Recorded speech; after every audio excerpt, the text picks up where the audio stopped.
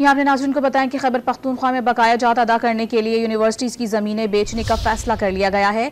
ज़मीनें बेचने के लिए काबीना ने कमेटी तश्कील दे दी है, जिसे यूनिवर्सिटी पर जितना कर्ज होगा उतनी ज़मीन बेची जाएगी। यूनिवर्सिटियों के ज़िम्मे 25 अरब के बकाया जात हैं। इस बारे में तफसील जानते हैं। डॉन न्यूज़ के नुमाइंदे अब्दुल हकीम मोहम्मद हमारे साथ मौजूद हैं। अब्दुल हकीम, बताइएगा इस मामले पर।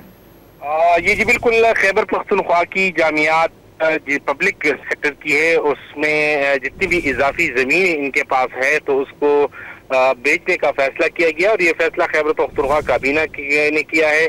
और बताया गया है कि खैबर पख्तूनख्वा की मुतअद्दिद ऐसी यूनिवर्सिटियां हैं जिनके वाजिबुल अदा बकायाजात मकरूज हैं, वो 25 अरब से जायद है।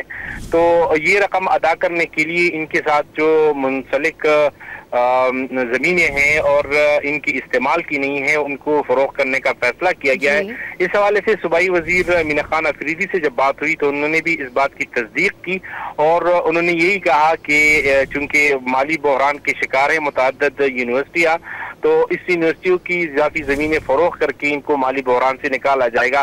ताहम वो जामियात जो मकरूज नहीं है और 25 अरब नहीं हुई। मोहम्मद, आपका बहुत शुक्रिया।